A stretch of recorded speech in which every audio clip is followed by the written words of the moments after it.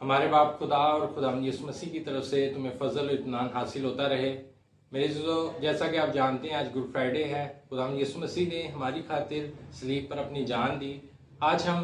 آج میں اسی صلیب کے حوالے سے پیغام دینا چاہتا ہوں۔ بائبل مقدس میں ہم دیکھیں گے، مقدس پولس رسول کا خط ہے عہد جدید میں یعنی نئے عہد نامے میں مقدس پولس رسول کا خط، کرنتھیوں کی کلیسیا کے نام اس کا پہلا باب ہے اور اس کی 18ویں آیت میں لکھا ہے، کیونکہ صلیب کا پیغام ہلاک ہونے والوں کے نزدیک تو بیوقوفی ہے، مگر ہم نجات پانے والوں کے نزدیک خدا کی قدرت ہے۔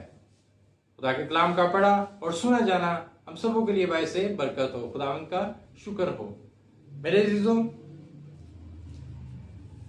کچھ الفاظ ہیں بائبل مقدس میں جو میں آپ کو بیان کرنا چاہتا ہوں، جیسا کہ سولی، دار، چلیپا۔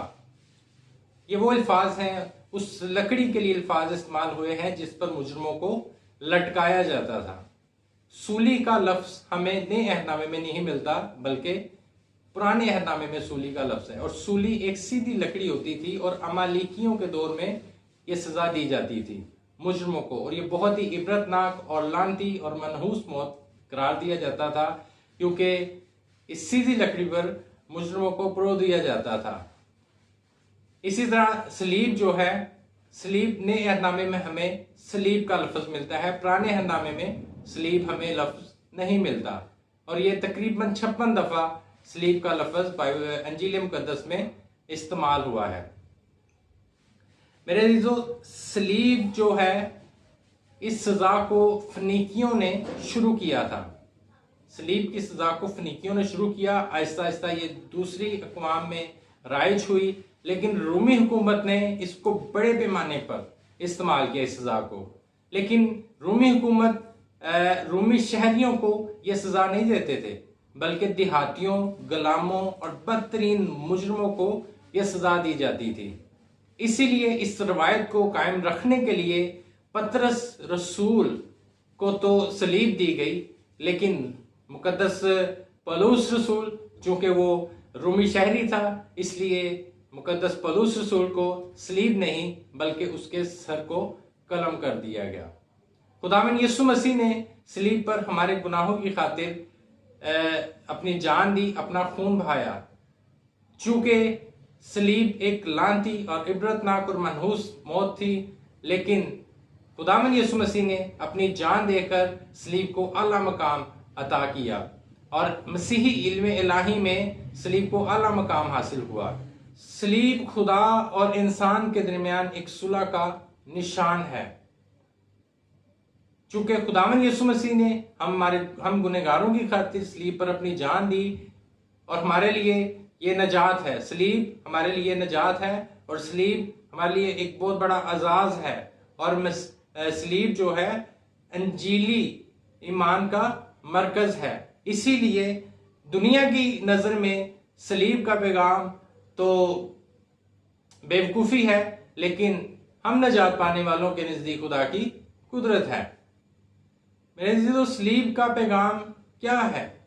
صلیب کا پیغام خدا کا الہام ہے، مسیح کے منہ سے نکلی ہوئی ایک ایک بات، ایک ایک نقطہ، انجیل مقدس، یہ صلیب کا پیغام ہے، اور ہم پر لازم ہے کہ جب ہم مسیح پر ایمان رکھتے ہیں تو ہمیں حقیقی نجات بخش ایمان لانے کے لیے ضروری ہے کہ ہم کلام مقدس کا مطالعہ کریں، اور کلام مقدس کا مطالعہ کرتے ہوئے اپنی زندگیوں پر بھی غور کریں کہ کیا ہم خدا کی باتوں پر، خدا کے کلام پر عمل کرتے ہیں۔ اگر نہیں کرتے تو ہم حقیقی نجات بخش ایمان نہیں رکھتے۔ اس لیے لازم ہے کہ ہم اپنی نگاہیں صلیب پر لگائیں، انجیل مقدس پر لگائیں، اور اپنی زندگیوں پر غور کریں، تاکہ ہم ایک حقیقی ایمان رکھیں، حقیقی نجات بخش ایمان رکھیں۔ اور یہ کلام کو پڑھنے سے ہے، مسیح کی زندگی پر غور کرنے سے ہے، مسیح کی صلیب کو تکتے رہنے سے ہے، کہ ہم مسیح کی صلیب کو تکتے رہیں، مسیح کی صلیب کے نیچے رہیں۔ جب ہم مسیح کی صلیب کے نیچے آ جاتے ہیں تو ہماری زندگی کا ہر ایک پہلو، ہر ایک نقطہ بدل جاتا ہے۔ خدا کے ساتھ ہمارا ایک عبادت گزاری کا رشتہ قائم ہو جاتا ہے. ہم خدا کے ساتھ ایک اعلیٰ رشتہ بنا لیتے ہیں، عبادت گزاری کا رشتہ بنا لیتے ہیں. ہم اپنے دشمنوں سے ایک نئی محبت کو قائم کرتے ہیں. ہم انجیل کی وسعت کے لیے ایک ہماری زندگیوں میں نئی ترکیب پیدا ہوتی ہے کہ ہم انجیل کا پرچار کریں، اور ہمارے زندگیوں میں ایک نئی ترکیب پیدا ہوتی ہے انجیل کے پرچار کے لیے، اور ہم اپنی پریشانیوں اور مشکلوں سے لڑنے کے لیے ہمارے اندر ایک نئی جرأت اور نئی ہمت پیدا ہوتی ہے. یہ ہے صلیب کا پیغام، تاکہ ہم نا امید نہ ہوں، بلکہ ہم بھی مسیح کے لیے مسیح کی محبت کو اپنی زندگیوں میں قائم رکھتے ہوئے اپنی اپنی صلیب اٹھا لیں اور مسیح کے پیچھے چلنا شروع ہو جائیں. اس زندہ چٹان پر اپنی نگاہیں لگائیں جو خداوند یسوع المسیح ہے، کیونکہ وقت نزدیک ہے. خداوند یسوع مسیح مردوں میں سے جی اٹھا ہے، وہ خدا کے دہنے بیٹھا ہے اور جلد آنے والا ہے.